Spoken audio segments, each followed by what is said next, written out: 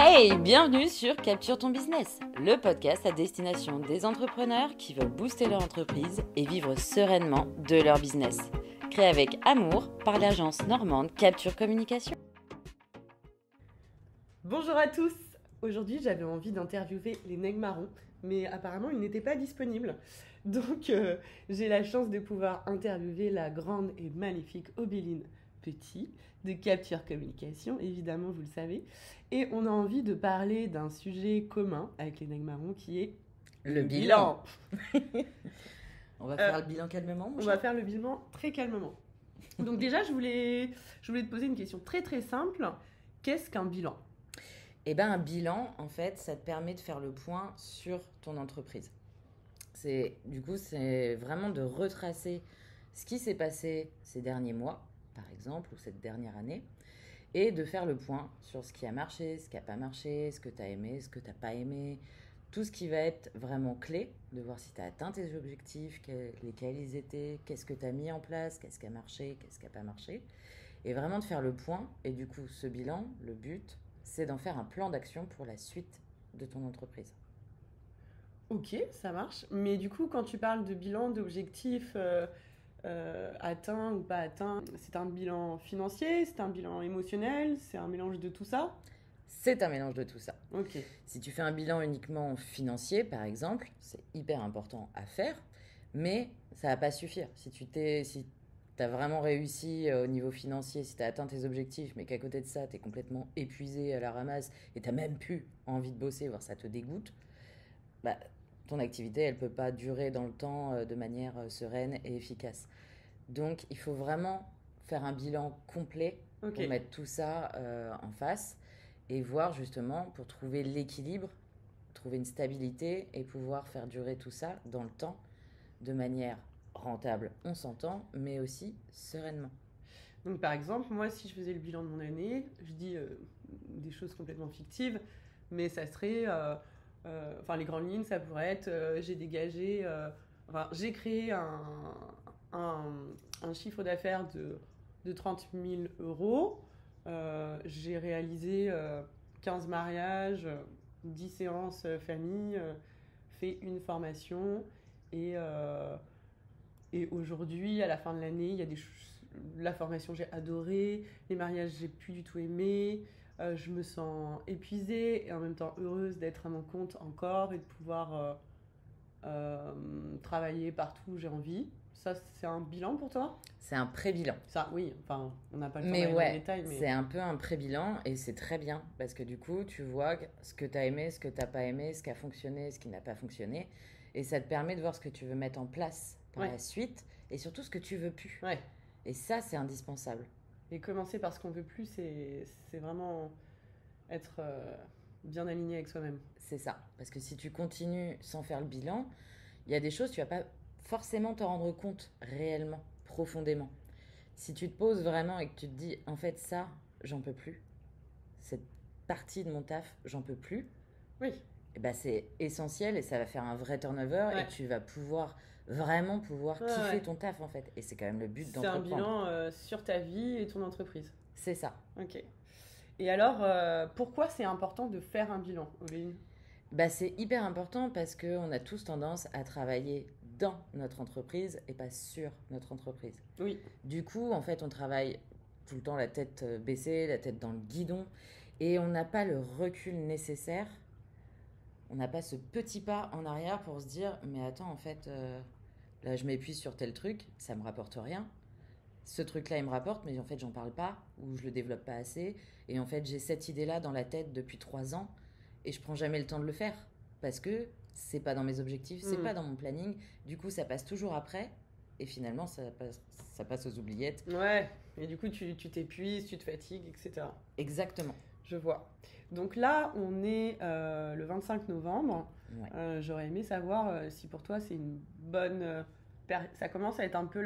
moi, j'imagine que c'est un peu la période où tu fais un bilan, mais je suis pas tellement sûre. Quand est-ce que c'est le mieux de faire un bilan sur Alors déjà, quand tu as le temps. Ça, c'est important quand même parce que ça prend du temps. Et faut prendre le temps du coup. Donc, faut le fixer dans son agenda. Il faut le fixer dans son agenda, clairement. Nous, ce qu'on aime bien faire, c'est le faire en fin d'année. Ouais. Et puis, avant la rentrée. Ça, c'est bien aussi. La rentrée scolaire? La rentrée scolaire. Ok. Ouais. Après, à chacun de voir quand est-ce qu'il veut faire son bilan. Mais c'est vrai que c'est des périodes un peu charnières, surtout la nouvelle année. On va pas se mentir, commencer janvier sur des bonnes bases avec vraiment tout mis à plat, tes objectifs sur l'année, un plan d'action et tu sais où tu vas, tu sais comment tu vas et surtout tu es aligné avec ce que tu veux faire, bah là c'est hyper efficace. Donc soit fin d'année, soit tout début d'année, c'est essentiel. Et si je suis en société, Si tu es en c'est société, bien de le faire avant l'année comptable, j'imagine. exactement. Le bilan Le comptable bilan comptable, ouais. fait partie Ouais. du Oui, bilan. bien sûr, c'est logique. Voilà. Donc si mon bilan comptable est à faire pour le 31 octobre, c'est bien de m'y mettre fin septembre, début octobre, quoi. C'est ça, Par exactement. exemple, par exemple. Il n'y a pas de date Oui. Ouais. absolument indispensable à respecter. Mais voilà, si tu fais un bilan comptable en société, c'est l'occasion de t'y pencher. Et ça prend combien de temps, selon toi, de faire un bilan? La première fois, ça peut être assez long quand même. Parce Ouais. qu'il faut vraiment que tu te poses et que tu prennes cette petite gymnastique mentale qui n'est pas forcément quelque chose auquel on a l'habitude de se prêter. Ok. Après, ça va de plus en plus vite parce que tu sais exactement quel point tu vas aborder. Tu y réfléchis aussi au cours de l'année. Tu vois, tu vas te dire, ah bah ça, dans mon bilan, je vais le mettre parce que j'en peux plus, je veux plus faire ça. Et donc, tu vas y penser pour ton bilan. Donc, c'est vraiment, vraiment essentiel. Après, Est-ce que tu as Excuse-moi, je te coupe. ouais, vas-y, vas-y. Mais est-ce que tu as des conseils à nous donner pour commencer? Parce que je pense que le bilan, c'est quand même c'est un gros taf pour l'avoir déjà fait avec un coach, pour l'avoir fait avec tes outils. C'est vraiment un gros taf. Et donc, est-ce que tu peux nous aider euh, pour ceux qui n'ont jamais fait ça, à nous donner les grandes lignes dans l'ordre de comment commencer à dégrossir les choses, sachant que, comme on le disait au début, on parle de besoins, d'envie, d'émotions et de chiffres. Ouais. Alors, déjà, on propose et chaque nouvelle année et à chaque rentrée un workbook qui permet Tiens. d'avoir la trame en fait de ton bilan. Là, en début d'année, on va en plus faire un atelier qui va être en visio et totalement gratuit pour faire notre bilan tous ensemble. Donc ça va être hyper pratique.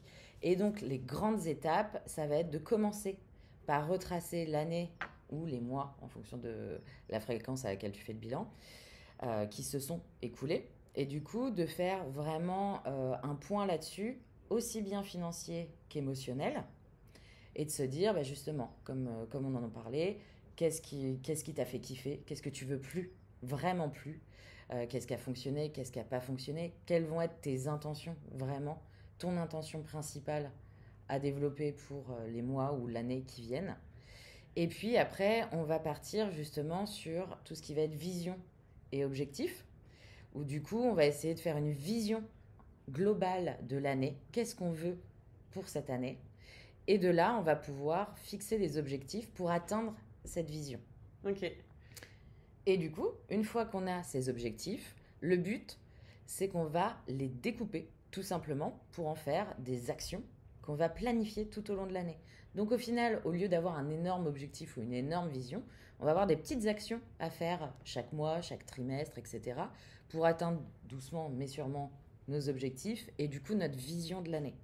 Et ça, c'est assez magique parce qu'au lieu d'avoir une énorme montagne où tu sais pas du tout comment l'atteindre, ça n'a pas de sens et tu finis par laisser ça de côté, tu vas avoir des petites actions bien précises petit à petit dans l'année qui vont faire qu'à la fin de l'année, ta montagne, tu seras arrivé au sommet.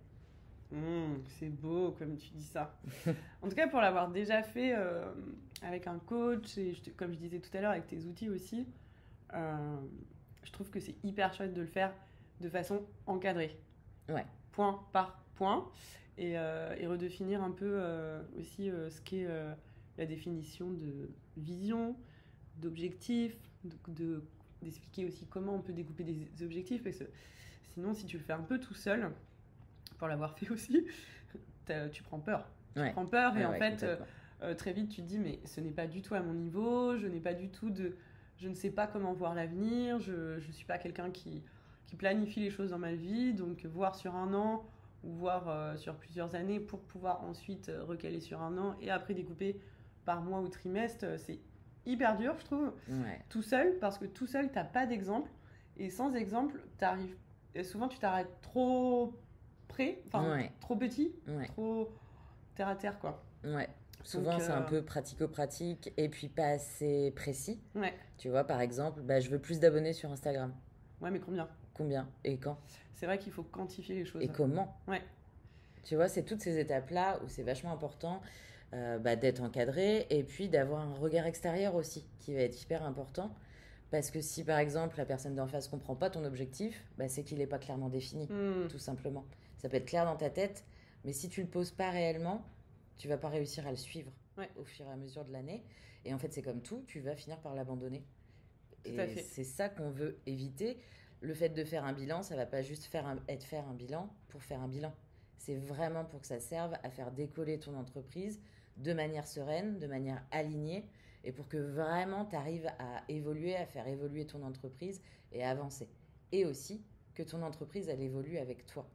Bah oui, bien sûr. Surtout quand on est entrepreneur comme ça et qu'on est souvent seul dans notre entreprise, c'est hyper important. C'est hyper important parce que tu as peut-être, ou pas d'ailleurs, poser les fondations de ton entreprise. Donc tu sais ce que tu fais, quels sont les services que tu proposes, pourquoi tu fais ce que tu fais, quels sont les clients que tu veux avoir.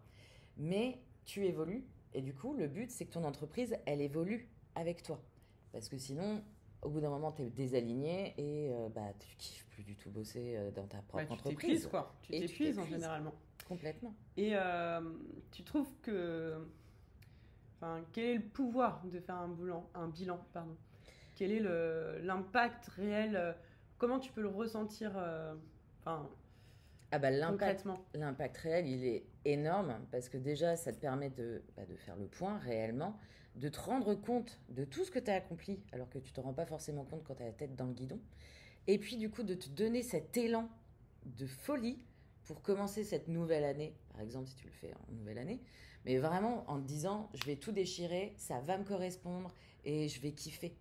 Je vais vraiment kiffer. Et là, tu repars vraiment sur des bases saines, des bases solides, et tu sais que tu vas faire évoluer ton entreprise et que tu vas juste pas être la tête dans le guidon, juste à surnager, à essayer de ne pas te noyer, tout simplement. Et puis, tu vas vraiment voir les résultats petit à petit. Tu vas les suivre, tu vas augmenter tes capacités, tu vas développer ton entreprise, et ça, c'est vraiment magique. C'est magique. Moi, je trouve qu'il y a, pour avoir fait des choses un peu parallèles au bilan avant, le vrai pouvoir, c'est dans l'écriture aussi. Et comme tu disais tout à l'heure, de quantifier, Ouais. quand tu as découpé tes petits objectifs, là, quantifier, par exemple, moi qui suis photographe, de quantifier pendant tel événement, je veux écrire, rédiger 15 devis, en signer 3. Je veux, dans mon année, pouvoir faire. Enfin, je veux réaliser 15 mariages, 20 séances famille, une formation, etc. Et dans l'année, enfin voilà, avec une deadline aussi, et d'avoir écrit, alors chacun sa manière, mais moi de l'écrire au moins une fois à la main, je le conscientise en fait, et mon corps et mon esprit l'intègrent totalement, et du coup ça devient hyper réel. Ouais. Et ça, c'est aussi bizarre que magique que génial. Mais c'est complètement. Un truc de fou. Complètement. Parce que je pense qu'on est tous un peu créatifs, puisqu'on est à notre compte, et on est souvent beaucoup dans nos têtes, dans nos doutes, et d'émettre des choses dans nos têtes, c'est hyper bien, hein, on le fait tous, mais en fait, c'est pas la réalité. Ouais, c'est pas palpable. Il n'y a pas de réalité, on n'est pas dans la matrice. On n'est pas dans la matrice, exactement. Et c'est hyper important parce qu'en plus de les écrire, de le conscientiser, de l'incarner, du coup, tu vas aussi pouvoir faire ce qu'il faut pour l'atteindre. Puisque c'est ton objectif, tu vas aussi mettre en place, consciemment ou non, des choses pour les atteindre, et du coup, tu vas les atteindre. Bien sûr. Ouais. Alors moi, je me mets des post-it du coup maintenant, une fois que j'ai fait mon bilan, et que j'ai des objectifs qui sont assez importants dans ma vie. Alors des objectifs vraiment financiers ou quantifiables, et aussi des petits bouts de ma vision personnelle qui se lient dans ma vision professionnelle. J'aime bien en faire un tableau de visualisation ou d'avoir des post-it, des choses visuelles que je colle dans mon bureau ou dans ma maison. Mm. Des fois, c'est juste 2-3 points du bilan, et ça, c'est trop puissant aussi. Ouais, c'est hyper puissant ça. Parce que ton cerveau intègre, comme tu dis, totalement le fait que oui, tu vas gagner 15 000 euros par mois en 2024. Bon, voilà, après, on s'entend, on pose quand même des objectifs qui sont réalisables, parce que sinon, forcément, si on se dit je vais gagner 1 million d'euros à la fin de l'année, ça marche pas forcément bien. Mais voilà. Ok. Et du coup, tu sais à peu près quand est-ce que tu vas proposer cet atelier en visio? À peu près? Ou Ouais. tu as une date précise peut-être? Eh ben, j'ai une date précise. Du coup, l'atelier, il aura lieu le 11 janvier en visio à 14h. Donc voilà, ça va durer à peu près 2 heures.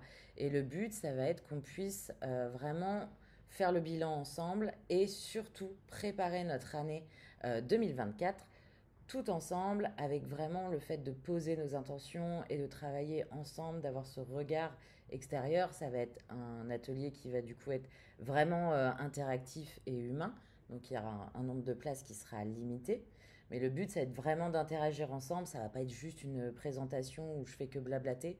Le but, c'est vraiment de passer à l'action pendant cet atelier et de repartir avec un vrai bilan qui sera bien sûr à peaufiner, parce que ça prend plus de temps que ça de faire vraiment cette introspection. Bien sûr. Mais ça permet déjà d'avoir les grandes lignes hyper importantes. Ok, trop bien, ça a l'air trop chouette. Bah écoute, je pense que je vais sûrement y participer. Hein.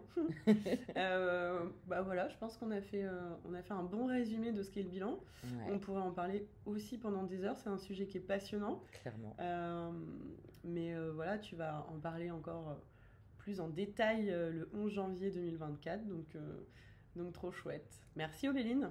Merci à toi Malou.